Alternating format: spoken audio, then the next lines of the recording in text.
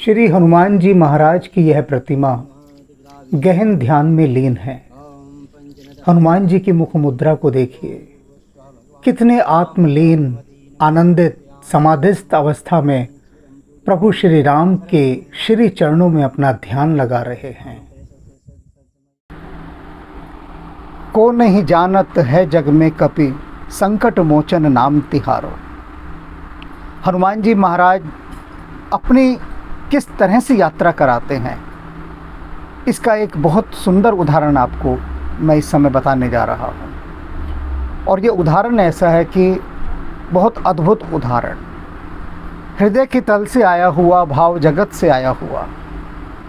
एक भक्त हैं जिनका नाम है अजित सिंह जी, पठानकोट रहते हैं।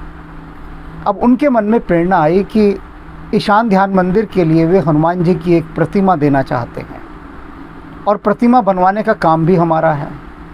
तो उन्होंने कहा कि आप एक हनुमान जी की प्रतिमा बनवाइए और अपने अनुसार बनवाइए और उसकी जो ड्राइंग है वो आपकी पत्नी बनाए। मैंने कहा ठीक है। अब प्रतिमा बनकर हो गई तैयार, आ गई दिल्ली। राजस्थान के एक लोक कलाकार ने उसे बनाया। अब प्रतिमा का करें क्या? तो मैंने उनसे कहा, अजीत जी प्रतिमा तो आ गई है, लेकिन हम इसकी स्थापना कहाँ करें? तो उन्होंने कहा ईशान ध्यान मंदिर में कीजिए। तो मैंने कहा वो तो एक 80 गज के एक छोटे से स्थान पर है ईशान ध्यान मंदिर, कोई बहुत बड़ा थोड़ी ना है, और बहुत बड़ा जब होगा तब वहाँ कर देंगे। उन्होंने कहा लेकिन मेरी इच्छा है कि इनकी स्थापना हो जाए, आप कुछ सोचिए।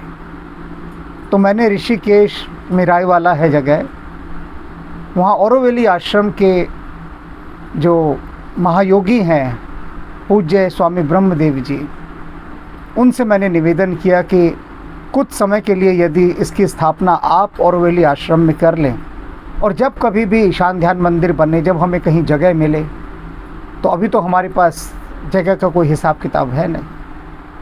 अब औरोवेली आश्रम में कोई प्रतिमा नहीं है, आपको हम बता दें। जैसे सामान्य आश्रमों में होता है, एक मंदिर बना होता है, घंटे घड़ियाल बजते हैं, लोग आरती उतारते हैं, ऐसा कुछ भी नहीं है वहाँ पर। वहाँ सिर्फ सघन शांति है, गहन शांति, और वहाँ सिर्फ दिव्य ऊर्जा है।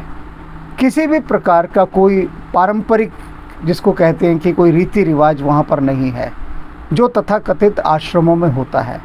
इसलिए उसे कहा जाए तो एक संसार का सबसे अलग आश्रम है।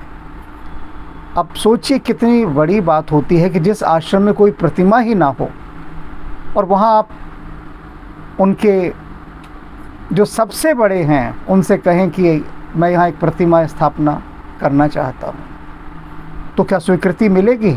कभी नहीं मिलेगी। किंतु उन्होंने कहा ठीक है, कुछ भी नहीं, तत्काल स्वीकृति दे दी और प्रतिमा का दिन भी सुनिश्चित कर दिया गया। और संयोग से उस दिन फ्रांस के वैज्ञानिक मिलोवन स्टेनकोव भी वहाँ थे। उनके भाई स्लोबोदन, जो कि एक बहुत अच्छे संगीतकार और कार्डियोलॉजिस्ट हैं, वो सब हिमालय यात्रा से आए थे। और हमारा पुत्र भी उनके साथ हिमालय यात्रा पर गया था। और 1 तारीख को, 1 जुलाई 2024, संयोग देखिए, हमारे जाने का संयोग नहीं बना और प्रतिमा वहाँ पहुँच गई। और उसके बाद हिमालय के महायोगी पूज्य स्वामी ब्रह्मदेव जी ने जिस प्रकार से, जिस भाव से, जिस आत्मीयता के साथ, जिस भक्ति के साथ हनुमान जी की उस प्रतिमा की वहाँ पर कदम्ब के वृक्ष के नीचे स्थापना की, वो जो स्थान है जहाँ उन्होंने उसकी स्थापना की है, वो स्थान विश्व मंदिर कहलाता है, वर्ल्ड टेम्पल। यानी वहाँ पर 120 देशों की मिट्टी और जल लाकर वहाँ पर उसको बनाया गया है, उस स्थान को। और वहाँ एक कदम्ब का पेड़ है, अद्भुत वृक्ष, अद्भुत।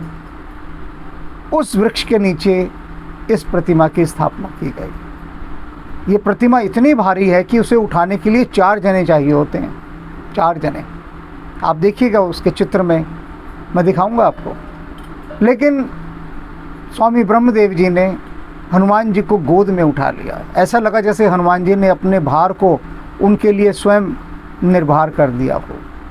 तो ये जो सारी बातें मैं बता रहा हूँ, ये सारी बातें कुछ रहस्य लोक की हैं। जो भक्त हैं वो तो इसे बड़े भाव से ग्रहण करेंगे, और जो अभी भक्ति भाव में नहीं आए हैं उनको ये बात विचित्र लगेगी। तो अब जितना कहना था मैंने कह दिया। अब मैं उस समय के बने वहाँ के जो वीडियो हैं, जो फ़ोटोग्राफ्स हैं, वे सब आप सबके लिए मैं यहाँ पर अब प्रस्तुत करूँगा, और यदि आवश्यकता हुई तो बीच में कुछ बता भी दूँगा, अन्यथा काफ़ी कुछ तो मैंने बता ही दिया है। बस आपको तो अब उस समय का रसपान करना है, आनंद लेना है, उसमें डूबना है और हनुमान जी की इस रहस्यमय यात्रा को अनुभव करना है।